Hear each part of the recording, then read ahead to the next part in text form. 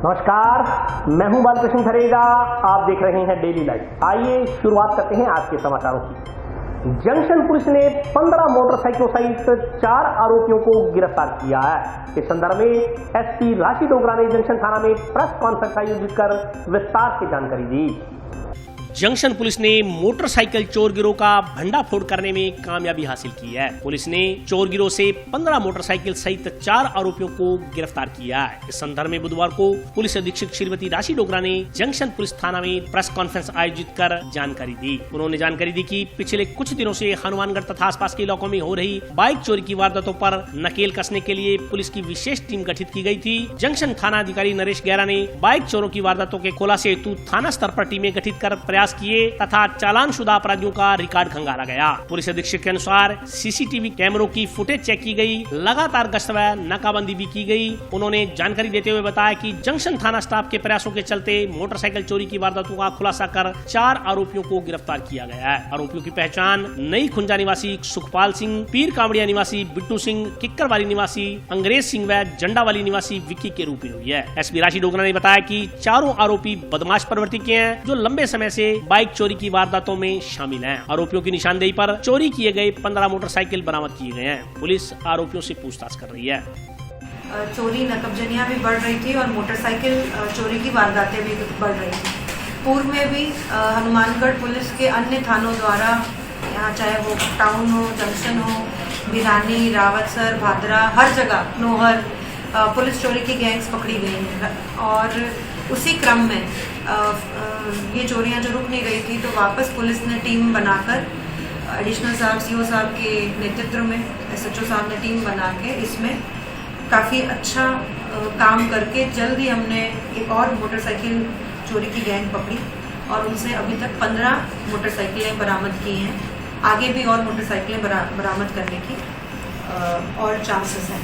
नहीं, ये दिशा निर्देश दे दिए गए हैं और इस पर पूरा और अनुसंधान किया जाएगा कि ये किसको बेच रहे हैं और ये कौन लोग हैं जो बिना पेपर्स के इनसे बाइक खरीद रहे हैं, या कोई मैकेनिक है या कोई इंडिविजुअल पर्सन है जो इस तरह की चोरी की बाइक कम दामों में खरीदते हैं, तो उनको भी मुलजिम बनाया जाएगा। ये पढ़ने तो क्या, इनकी उम्र 24-25 साल के बाइक चोर हैं और वही मुझे लगता है कि नशा करने की प्रवृत्ति के आदी हैं, जिसकी वजह से ये इस तरह की बाइक चोरी करके सस्ते में इन्हें आगे बेच रहे हैं। नहीं, ये जैसे कि अभी हमको पता है कि कोरोना के बाद हर जगह चोरियां बढ़ रही हैं, तो इसमें कोई गिरोह नहीं है। ये 3-4 लड़के हैं, इनका कोई पूर्व में रिकॉर्ड भी नहीं है और आगे अगर ऐसा कोई बात आती है तो वो अनुसंधान का विषय। हाँ, सदर थाने में जो एक नकबजनी हुई थी जिसमें 14 तोले सोना और अराउंड 35 तोले चांदी थी, अराउंड 8-9 लाख रुपए का ये जेवरात थी। और रात के समय घर गृह भेदन करके जो ये चोरी हुई थी उसको भी बड़ी सफलता से एसएचओ सदर ने अपनी टीम के साथ खोल लिया है और सारा जो सामान चोरी हुआ था उसे पूरा बरामद कर लिया गया है। इसमें भी जंडावाली के ही जहाँ ये चोरी हुई थी वहाँ के 3 लड़के हैं और इनके पूर्व में मोबाइल चोरी जैसे अपराध इनके। टाउन स्थित राजा कोठी के नजदीक हनुमान मंदिर में राम भक्तों ने राम नाम का उद्घोष कर अयोध्या में श्री राम मंदिर निर्माण कार्य आरंभ होने पर खुशी जाहिर की। जिस हिंदू का खून न खोले खून नहीं वो पानी है। जिस हिंदू का खून न खोले खून नहीं वो पानी है। ये तो अभी झांकी है, मथुरा काशी बाकी है। अयोध्या में श्री राम मंदिर के निर्माण को लेकर देशवासियों में खुशी की लहर है। वहीं टाउन में श्री राम भक्तों व भाजपा कार्यकर्ताओं ने राजा कोठी के नजदीक हनुमान मंदिर में श्री राम नाम का उद्घोष कर खुशी का इजहार किया। राम भक्तों ने बताया कि श्री राम मंदिर निर्माण में दशकों लग गए। इस दौरान कई बार संघर्ष के दौरान हिंसा हुई। बाबरी मस्जिद और राम मंदिर विवाद पर सुप्रीम कोर्ट ने दोनों पक्षों के हित में फैसला किया। अयोध्या पर सुप्रीम कोर्ट के फैसले के बाद राम मंदिर निर्माण कार्य आरम्भ हुआ। इसके लिए सभी राम भक्तों ने काफी संघर्ष किया। राम भक्तों ने बताया कि आज का दिन सभी राम भक्तों के लिए ऐतिहासिक है। विश्व भर में हिंदू आज दीपोत्सव मना रहे हैं। राम मंदिर निर्माण को लेकर आमजन में बेहद प्रसन्नता है और बेशक आज का दिन दीपावली से कम नहीं है। राम भक्तों ने कहा कि अयोध्या में श्री राम का पुनः आगमन राम राज्य का आगाज है। इस अवसर पर भाजपा नेता प्रेम बंसल, नगर परिषद पूर्व सभापति अमर सिंह राठौड़, देवेंद्र पारिक, यशवर्धन सिंह शेखावत, श्याम सुंदर तिवारी सहित अन्य राम भक्त मौजूद रहे। आज हम यहाँ इसलिए एकत्र हुए थे राम धुन गाने के लिए। आज आर्यावर्त में भारतवर्ष के लिए ये बहुत बड़ा दिन 5 अगस्त 2020 का दिन बहुत महत्वपूर्ण, बहुत बड़ा दिन है। आज से लगभग 500 साल पहले देश की अस्मिता को, देश के विश्वास को तोड़ने के लिए, देश की अस्मिता को खत्म करने के लिए भगवान श्री राम जी के मंदिर को तोड़ करके राम जन्मभूमि पर मस्जिद बना दी गई थी। उसके बाद लगातार संघर्ष चले, लगातार संघर्ष करते करते 1949 में आकर के एक रास्ता मिला, बाबरी ढांचे के बीच में रामलला प्रकट हुए। और उसके बाद फिर संघर्ष के जो दौर चले और 88 में आकर के उस संघर्ष ने एक लगातार सतत संघर्ष का रूप ले लिया और तब से लेकर के आज तक 90 में माननीय लाल कृष्ण जी अडवाणी ने एक निष्ठा से दूसरी निष्ठा तक, सोमनाथ से लेकर के अयोध्या तक जो राम ने रथ यात्रा निकाली, उसने इस देश के सोए उपस्थों को जगाया और तब ये तय हो गया कि अब राम मंदिर लेकर के रहे। उसके बाद लगातार संघर्ष चले। मुलायम सिंह जी ने, लालू यादव जी ने, कांग्रेस सरकार ने जितना भी विरोध हो सकता था किया और सैकड़ों कार सेवकों की हत्या कर दी गई। 1990 को सैकड़ों कार सेवकों की हत्या कर दी गई। जिस सरयू में निर्मल जल बहता है उस सरयू का रंग खून से लाल कर दिया गया कार सेवकों से। लेकिन मैं तो आज मुलायम सिंह जी को धन्यवाद दूंगा कि अगर उसने ये काम नहीं किया होता तो देश की जनता के इरादे पक्के शायद नहीं हुए होते। जितना इन्होंने जुल्म किया उतने देश की जनता के इरादे पक्के होते गए और अंततः आकर के 100 अड़चनों के बावजूद सुप्रीम कोर्ट ने निर्णय दे दिया और आज उसका भव्य शिलान्यास देश के प्रधानमंत्री माननीय मोदी जी करने जा रहे हैं। मर्यादा पुरुषोत्तम भगवान श्री रामचंद्र जी के भव्य मंदिर का भूमि पूजन आज हमारे देश के यशस्वी प्रधानमंत्री श्रीमान नरेंद्र मोदी जी कर रहे हैं। और आज मैं कहूँगा कि पूरे देश के अंदर एक ऐसा वातावरण है, शायद मैं कल्पना कर सकता हूँ इस बात की कि जब भगवान श्री राम ने जन्म लिया था और जब भगवान श्री राम श्रीलंका पर विजय प्राप्त करके और जब अयोध्या वापस आए थे तो मेरे को लगता है कि अयोध्या नगरी और पूरे आर्यावर्त में ऐसा वातावरण रहा होगा। आज हम इस राजा कोठी मंदिर के अंदर, प्रांगण के अंदर सभी हमारे पूर्व कार्यकर्ता जिस अयोध्या के आंदोलन में जिन्होंने भाग लिया था वो सब कुछ कार्यकर्ता यहाँ उपस्थित हुए हैं और शाम को करीब 7:15 बजे इसी मंदिर के प्रांगण में दीप प्रज्वलित करके और जो हमारे कुछ ऐसे कार्यकर्ता जिन्होंने अयोध्या आंदोलन में भाग लिया था उनको सम्मानित करने का काम हम करेंगे। भगवान श्री रामचंद्र जी हम सब के लिए एक ऐसे आदर्श पुरुष है जिन्होंने सबसे बड़ा सामाजिक समरसता का संदेश दिया, जिन्होंने माता पिता की सेवा का, भाइयों के साथ किस प्रकार का व्यवहार होना चाहिए, एक दोस्त और दुश्मन के साथ किस प्रकार का व्यवहार जिन्होंने सुग्रीव, विभीषण और रावण के साथ किया, इस प्रकार का संदेश भगवान श्री राम हमारे सबके लिए सबसे बड़े आदर्श हैं। आज हम जाति, पंथ, धर्म, मजहब से ऊपर उठकर भगवान श्री राम विश्व के लिए आदर्श है और हम सब के लिए आज बहुत बड़ा दिन है। निश्चित ही 492 वर्ष पहले की जो गुलामी की बेड़ियों को काटकर भारत की जो सनातन संस्कृति की धर्म ध्वजा को फिर से फहराने का काम हमारे देश के नरेंद्र मोदी जी, हमारे देश के यशस्वी प्रधानमंत्री कर रहे हैं। सबसे बड़ी बात यह है कि भगवान श्री राम, ये पूरा देश 2 ही शब्दों में समाहित है, जो राम है। और आज समझ जो भी कार्यकर्ता है, चाहे बीजेपी का हो चाहे किसी भी पार्टी का हो, सबको बहुत बहुत बधाई। और आज इस समय में मैं सबसे ज़्यादा याद करना चाहूँगा कोठारी बंधुओं को, जो कार सेवकों को, जिन्होंने अपनी जान की आहुति दी। आज सही मायने में उनको एक श्रद्धांजलि अर्पित होती है और समस्त देशवासियों को दोबारा बहुत बहुत बधाई। और शाम को 7:15 बजे उसी चीज़ को सम्मानित करने के लिए हम एक छोटा सा दीपोत्सव कर रहे हैं इसी मंदिर के प्रांगण में। तो जितने भी लोग हैं वो कम से कम यहाँ इकट्ठे हुए ताकि हम एक हनुमानगढ़ की तरफ से एक सम्मान भेज सकें अयोध्या नगरी को भगवान श्री राम। हिंदू होने के नाते हम आज दिवाली का माहौल बना रहे हैं। आज के दिन हम घर घर दीप जलाएंगे और दूसरी दिवाली बनेगी आज के दिन।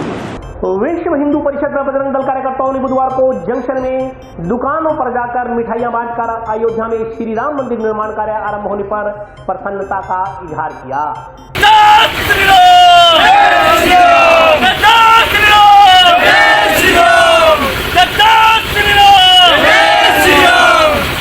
अयोध्या में श्री राम मंदिर निर्माण को लेकर पूरे देश में जश्न का माहौल है। जैसे ही बुधवार दोपहर को अयोध्या में राम मंदिर का भूमि पूजन प्रधानमंत्री नरेंद्र मोदी के कर कमलों से हुआ, वैसे ही जिला मुख्यालय पर लोगों ने जश्न मनाया और प्रसाद वितरित किया। लोगों ने दीपमाला भी की और एक दूसरे को मिठाई खिलाकर राम मंदिर शिलान्यास की बधाइयां दी। आमजन का कहना था कि दशकों पुराना इंतजार अब खत्म हुआ है और अयोध्या में श्री राम जी के मंदिर के बनने को लेकर पूरे देश में हर्ष का माहौल है। श्री राम मंदिर निर्माण को लेकर जंक्शन में विश्व हिंदू परिषद व बजरंग दल के कार्यकर्ताओं ने भगत सिंह चौक पर सभी प्रतिष्ठानों पर जाकर प्रसाद वितरित किया। कार्यकर्ता सभी प्रतिष्ठानों पर गए और सबको प्रसाद दिया। इस दौरान डीजे पर राम धुन बजती रही। इस दौरान व्यापारियों ने रेलवे स्टेशन रोड पर विहिप व बजरंग दल कार्यकर्ताओं का पुष्प वर्षा कर स्वागत किया। स्वागत से अभिभूत विहिप व बजरंग दल के कार्यकर्ताओं ने कहा कि हिंदू समाज के लिए बड़ा ही गौरवशाली दिन है। यह 500 साल के इंतजार और संघर्ष का परिणाम है। इस मौके पर कुलदीप नलूका, सुनील सुथार, मुकेश तरड़, सुभाष खिच्चड़, रतन सिंह सहित अन्य कार्यकर्ता मौजूद थे। बजरंग दल द्वारा श्री राम मंदिर की नींव रखी गई है, उसके उपलक्ष्य में हनुमानगढ़ में प्रसाद वितरण किया है और बहुत ही हिंदू समाज के लिए खुशी का दिन है। तो 500 साल पुराना जो चलता आ रहा है उसकी नींव रखी गई, उस उपलक्ष्य में यहाँ पर अच्छा कार्यक्रम किया है। इसमें जिन्होंने पहले बलिदान दिया है उनका भी हम शुक्रगुजार हैं और आगे भी हम जो भी कार्य करते रहेंगे। और जिन्होंने हमारे पूर्वजों ने इस मंदिर के लिए जो बलिदान दिया है वो बधाई के पात्र है और जो भी जिन्होंने इसके लिए बलिदान दिया है बहुत बधाई के पात्र है। हम उनका भी धन्यवाद करते हैं और इसी खुशी में मैंने आज यहाँ पर हनुमानगढ़ में जोर शोर से पूरे हिंदू समाज ने बजरंग दल ने प्रसाद का वितरण किया और शाम को घर घर सभी दीप जलाएंगे। भगत सिंह बजरंग दल द्वारा जोरदार दीप जलाकर सुंदर कार्यक्रम करें। जेल के सुरक्षा कर्मियों ने बुधवार को जिला जेल में एक कैदी के लिए आपत्तिजनक सामान फेंकने के आरोप में एक व्यक्ति को गिरफ्तार कर लिया, जबकि एक अन्य बाइक सवार मौके से फरार हो गया।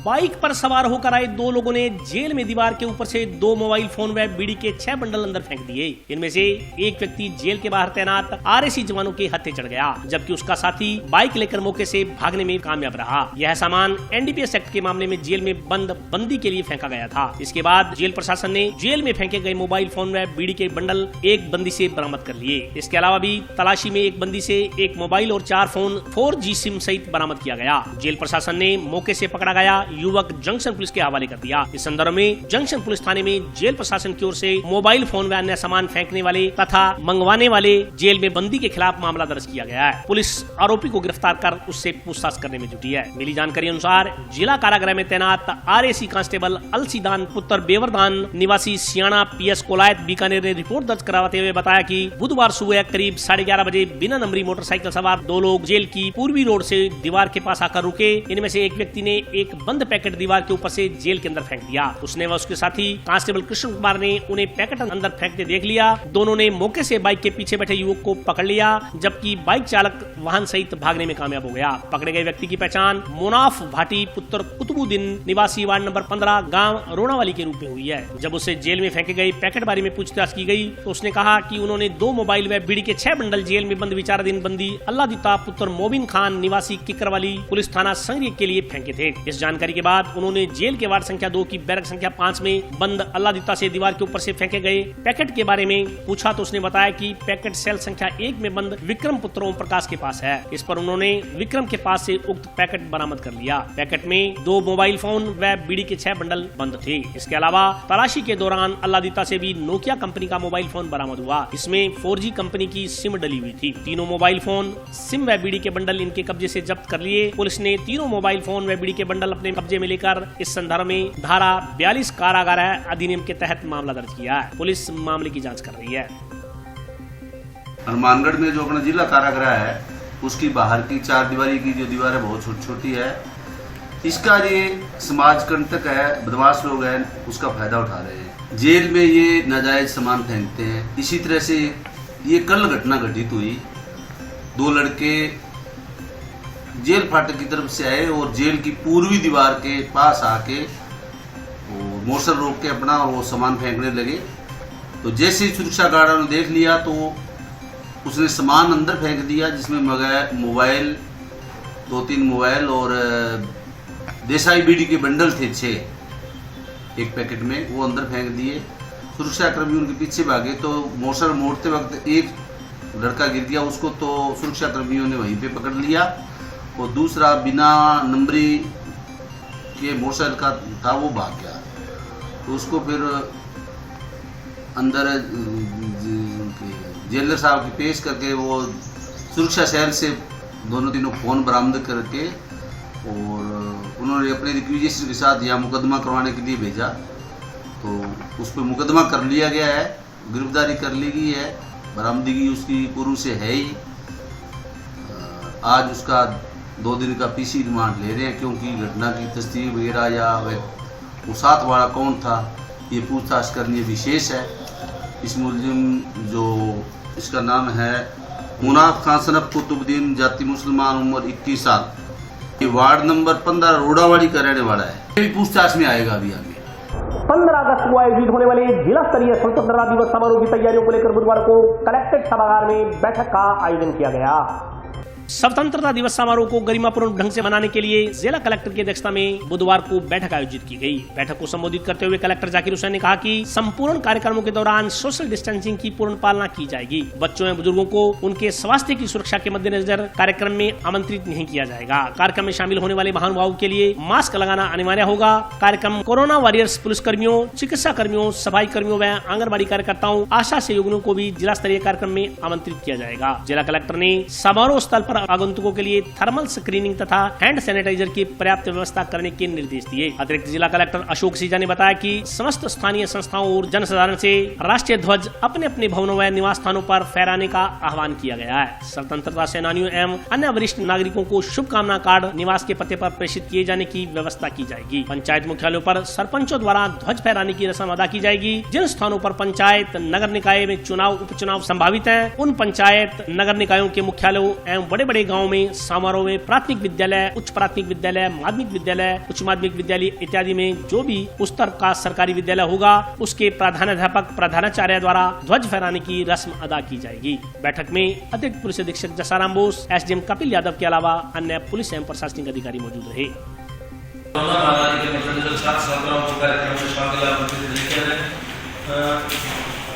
राष्ट्रीय एकता को दृष्टिगत रखते हुए विभिन्न समुदाय के व्यक्तियों को आमंत्रित किया जाए। कार्यक्रम की व्यवस्था इस प्रकार से की जाए कि जनता स्वयं उसमें आगे होकर भाग ले सके।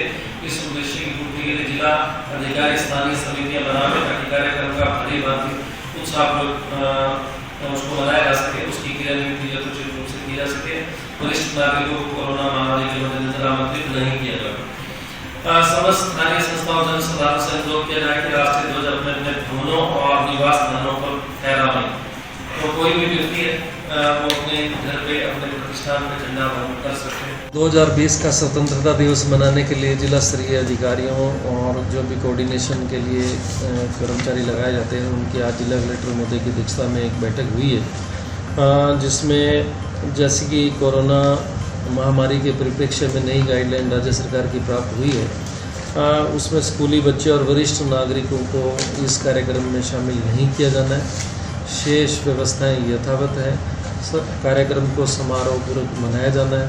पूर्व में जिस तरह की व्यवस्थाएं होती हैं, इन 2 बातों को छोड़ के स्कूली बच्चे और वरिष्ठ नागरिकों को सुरक्षा की दृष्टि से कि उनका स्वास्थ्य बढ़िया रहे कोरोना के परिप्रेक्ष्य में, बाकी सारी गतिविधियाँ यथावत रहेंगी और उसी अनुरूप स्वतंत्रता दिवस 2020 को हम समारोहपूर्वक मनाएंगे। के संबंध में अलग से निर्देश प्राप्त हुए हैं कि 15 तारीख को सांस्कृतिक संध्या की जानी है। उसके लिए अभी निर्णय जिला कलेक्टर महोदय के यहाँ से लिया जाना है। उसके लिए एक पृथक से सांस्कृतिक समिति की एक बैठक बुला रहे हैं वो आजकल में डिसाइड हो जाए, आपको अवगत करा देंगे। सदर पुलिस ने गांव जंडावाली में एक मकान से नकदी व आभूषण चुराने के मामले में 3 आरोपियों को गिरफ्तार किया है।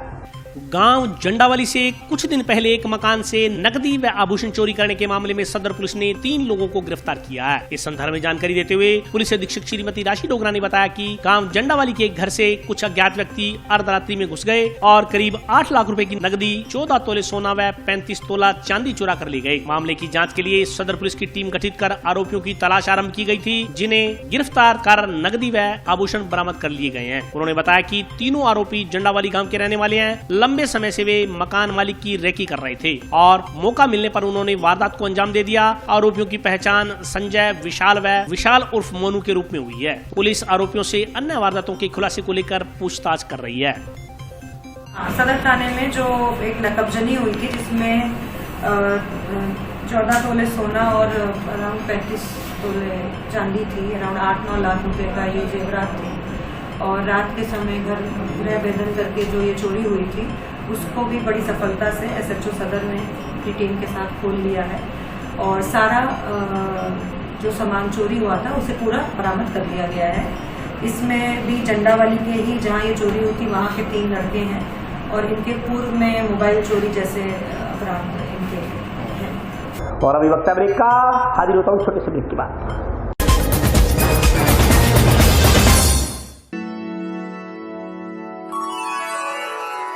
यूं तो कई बार मुझे हंसते देखा है, पर ये हंसी कुछ और है। ये गहना मुझ पर जचता है, पर ये महज एक गहना नहीं, ये रूपरेखा है मेरे मन की, हंसती खिलखिलाती लहरों की, जो आतुर थी अब तक मुझ पर सजने को। इसलिए ये गहना ही मेरा सच्चा श्रृंगार है, श्रृंगार है, श्रृंगार है।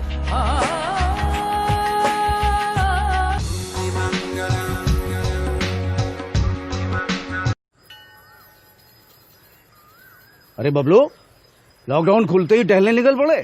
महामारी अभी फैली हुई है। सरपंच जी, टहलने नहीं, काम पे वापस जा रहे हैं। तुझे डर नहीं लगता वायरस पकड़ लेगा? पहले थोड़ा बहुत डर लगता था, फिर पता चला कि अगर मैंने पूरी सावधानी बरती तो ये बीमारी होने की संभावना कम है। सबसे महत्वपूर्ण है ये मास्क। काम पर मास्क हमेशा पहनूंगा, समय समय पर हाथ धोता रहूंगा और दूसरों से हर वक्त कम से कम 2 गज की दूरी बनाए रखूंगा। खुद को, दूसरों को और अपने परिवार वालों को भी सुरक्षित रखूंगा। अरे भाई, मेरी जिम्मेदारी बनती है तुझे चेतावनी देना, तो दे दिया। जब देश के मेडिकल और स्वच्छता कर्मचारी रोज कोरोना वायरस से लड़ने का काम कर रहे हैं, तो हमारी भी तो जिम्मेदारी बनती है अपना काम करने की। बबलू, तुझे कुछ हो गया तो? हजारों लोग इस बीमारी को हराकर ठीक हो चुके हैं और अगर किसी कारण मुझे ये बीमारी हो भी जाए तो सरकार ने अस्पताल में हमारे इलाज के लिए पर्याप्त व्यवस्था कर रखी है। ये घबराने का वक्त नहीं, एक दूसरे का हौसला बढ़ाने का वक्त है।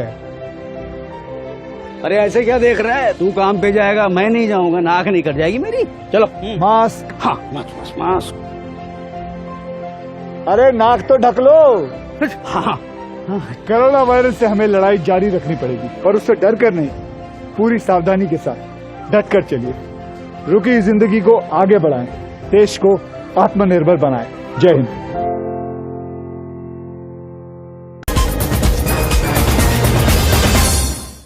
ब्रेक के बाद स्वागत है। आइए नजर डालते हैं अगले समाचारों पर।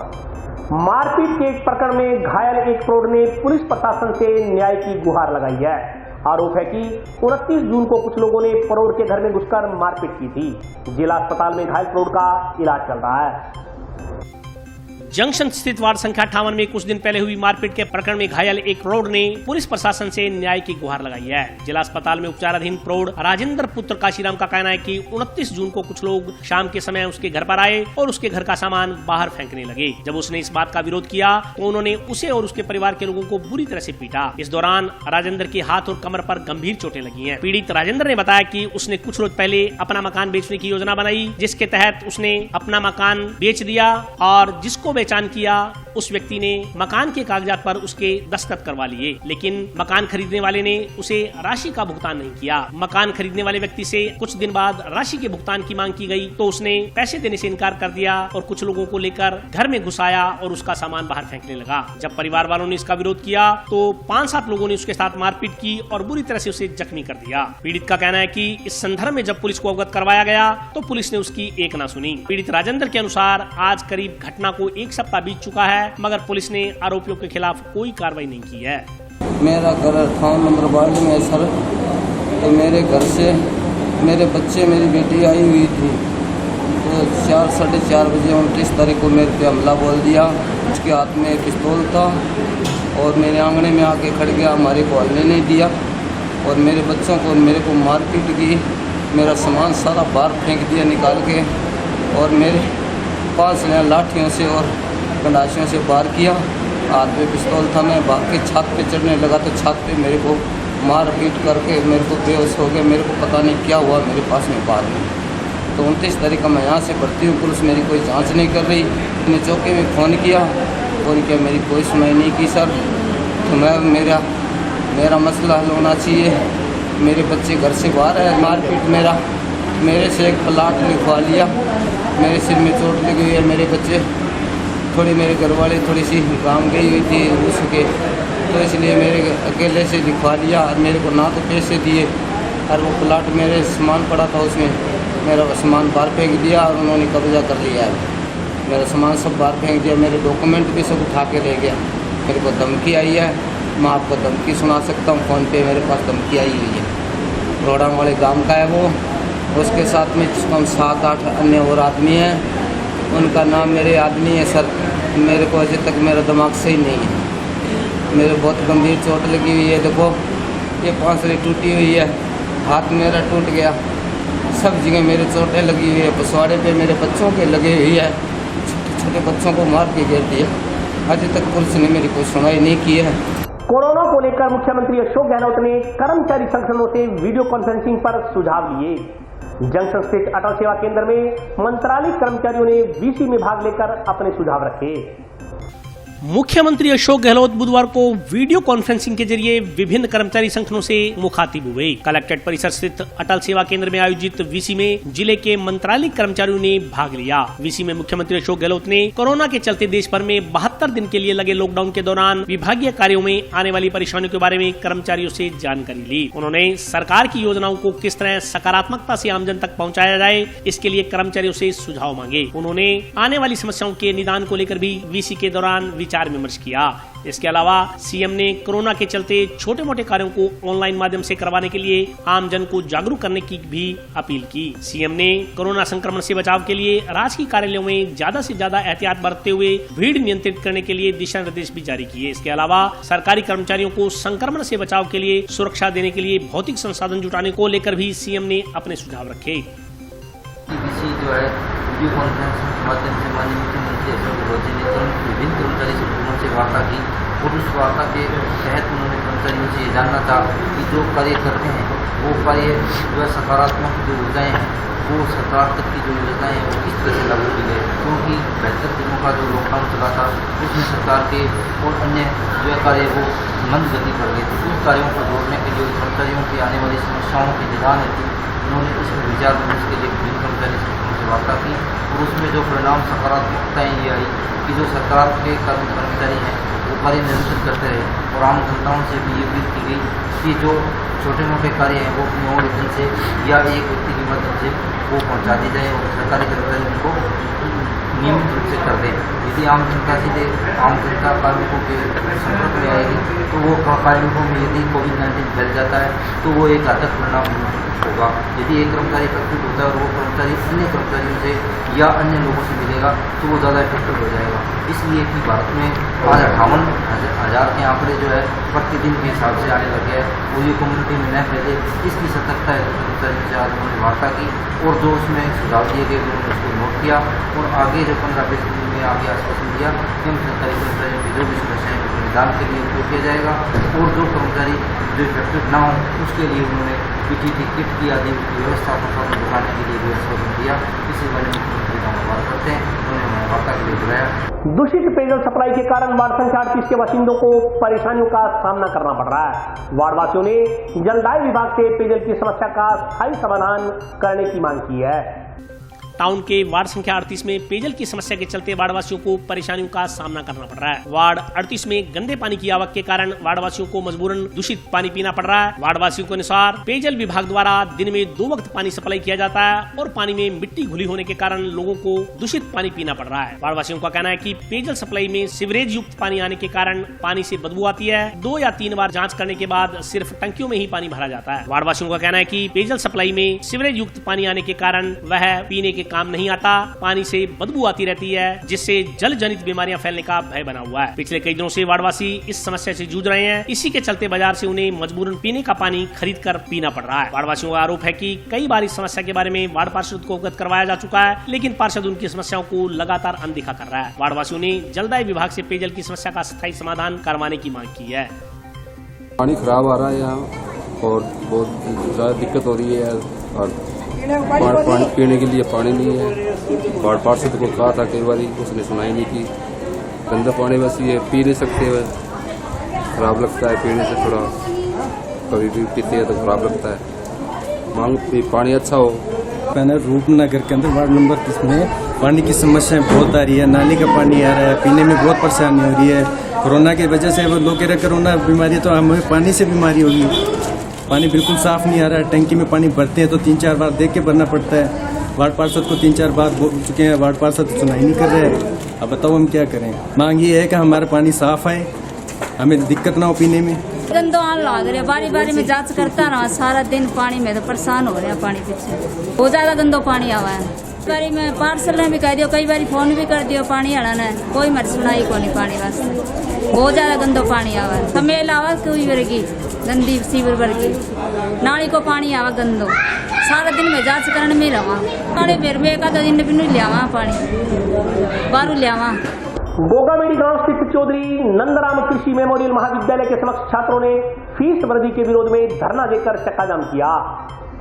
भादरा तहसील के गांव गोगामेड़ी स्थित चौधरी नंदराम कृषि मेमोरियल महाविद्यालय के समक्ष फीस वृद्धि के विरोध में पिछले कई दिनों से विद्यार्थी धरने पर बैठे हैं। विद्यार्थियों का कहना है कि कोविड-19 के चलते कॉलेज बंद है, फिर भी कॉलेज प्रशासन फीस के लिए विद्यार्थियों पर दबाव बना रहा है। विद्यार्थियों का आरोप है कि कॉलेज में न तो प्रिंसिपल नियुक्त किए गए हैं और न ही सभी विषयों के प्रोफेसर कॉलेजों में पढ़ाने आते हैं। कॉलेजों में न ही कोई खेल मैदान है और न ही कोई अन्य भौतिक सुविधाएं। कॉलेज प्रशासन बड़े बड़े पर्चे छपवाकर उन पर फीस वसूली के लिए दबाव बना रहा है। विद्यार्थियों का कहना है कि अवैध फीस वसूली के विरोध में पिछले कई दिनों से विद्यार्थी कॉलेज के समक्ष धरने पर बैठे हैं, लेकिन उनकी मांगों को लगातार अनदेखा किया जा रहा है। विद्यार्थियों का कहना है कि जब तक कॉलेज बंद है तब तक वे फीस का भुगतान नहीं करेंगे। बुधवार को विद्यार्थियों ने फीस वृद्धि के विरोध में चक्का जाम कर प्रदर्शन किया।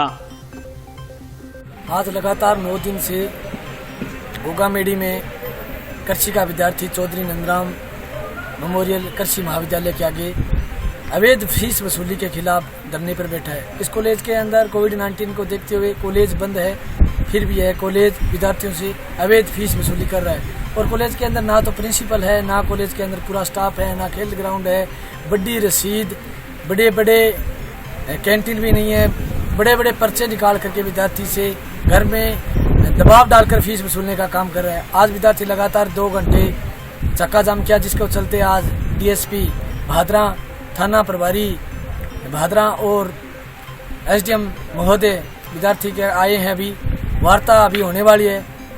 हम कहना चाहते हैं कि जब तक कॉलेज बंद है तब तक फीस नहीं देगा विद्यार्थी, क्योंकि ट्यूशन फीस, लाइब्रेरी फीस और स्पोर्ट्स फीस, लेबोरेटरी फीस, ये फीस कॉलेज की होती है। जब कॉलेज बंद है तो हम फीस नहीं देंगे। सोशल डिस्टेंसिंग व मास्क की अनिवार्यता सुनिश्चित करवाने के लिए गठित टीम ने बुधवार को जिला अस्पताल में बिना मास्क घूम रहे लोगों के चालान काटे।